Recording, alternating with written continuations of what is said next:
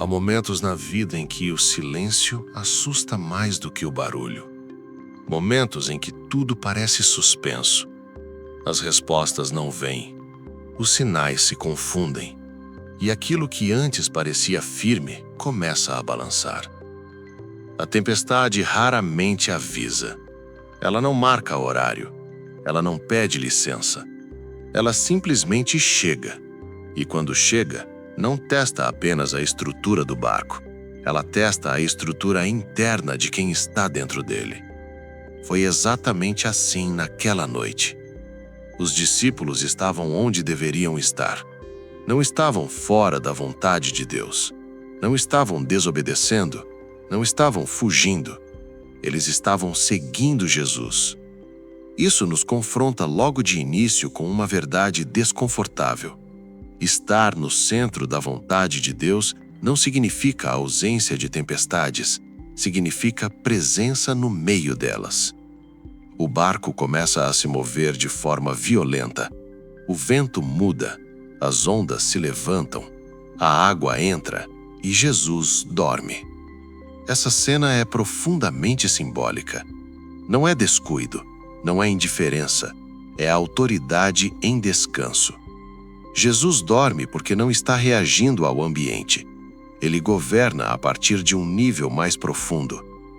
Napoleon Hill dizia que a mente treinada não reage à aparência imediata das coisas. Ela responde a partir de princípios. Aqui, Jesus encarna esse princípio de forma espiritual. Enquanto os discípulos entram em modo de sobrevivência, ele permanece em estado de governo. Enquanto eles calculam o risco, ele repousa na certeza. Enquanto eles veem o fim, ele enxerga o processo.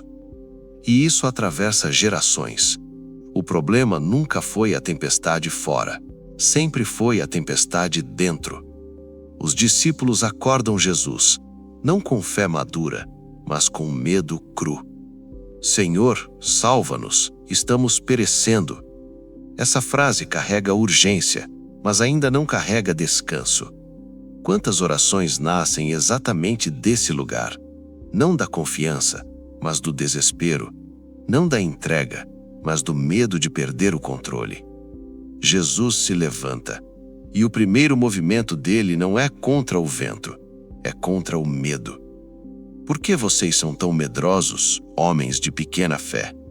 Essa pergunta não é uma repreensão fria, é um convite ao amadurecimento. Jesus não diz que eles não têm fé. Ele diz que ela ainda é pequena. Pequena fé não é ausência de crença, é presença de ansiedade.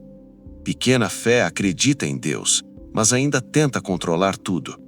Pequena fé confia enquanto o mar está calmo, mas entra em colapso quando o cenário muda. Napoleon Hill ensinava que o medo é o maior sabotador da mente humana, porque paralisa a clareza, distorce a percepção e rouba a autoridade interna. Aqui vemos isso claramente. Então Jesus faz algo extraordinário. Ele não negocia com o vento, não argumenta com o mar. Ele repreende, e imediatamente tudo se faz grande calmaria. O caos reconhece a autoridade. O vento se cala. O mar se submete. A criação obedece ao Criador. Isso nos revela um princípio espiritual profundo. Aquilo que hoje parece fora de controle ainda não reconheceu em você a autoridade do descanso. Os discípulos ficam admirados e dizem: quem é este que até os ventos e o mar lhe obedecem? Essa pergunta revela algo essencial. Eles caminhavam com Jesus, mas ainda não o conheciam em profundidade. Conhecer Deus não é apenas segui-lo, é aprender a descansar nele. Muitos seguem a Deus, mas ainda vivem em estado de alerta constante, sempre tensos, sempre tentando prever tudo, sempre reagindo. Mas a fé madura não vive em reação. Ela vive em alinhamento. Napoleon Hill dizia que a convicção profunda cria estabilidade mesmo quando tudo ao redor é instável. Essa história não é apenas sobre uma tempestade no mar. É sobre tempestades internas, tempestades emocionais, tempestades financeiras, tempestades de decisões, tempestades de identidade. Todos nós enfrentamos momentos em que o barco parece pequeno demais para o que estamos vivendo. E a pergunta de Jesus ainda ecoa: por que você está com tanto medo? Não como acusação, mas como chamado à consciência.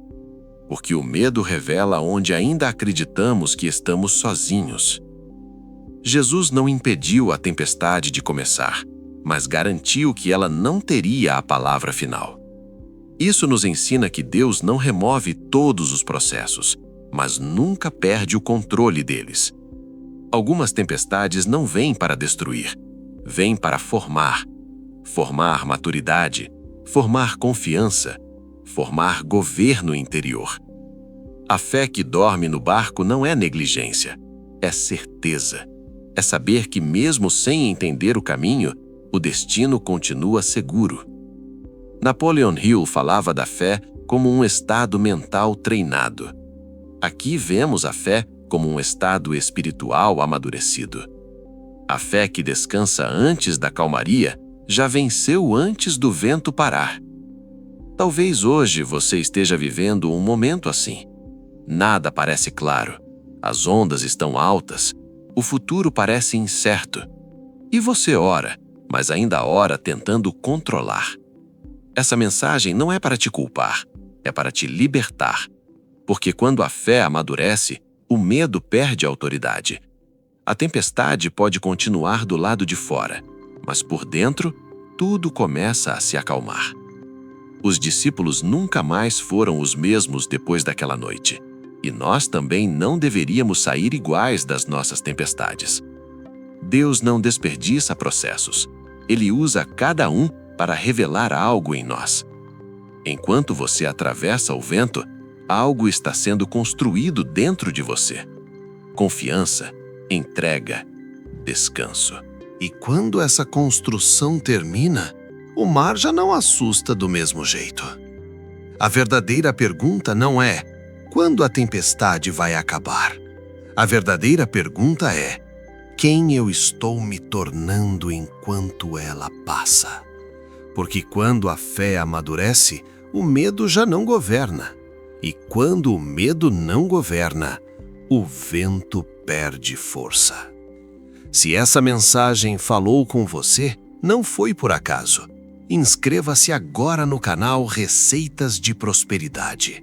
Aqui, você aprende a alinhar mente, fé e propósito para viver uma prosperidade que não depende das circunstâncias. Não é sobre evitar tempestades, é sobre aprender quem governa o mar. Permaneça, cresça, descanse. Nos vemos no próximo conteúdo.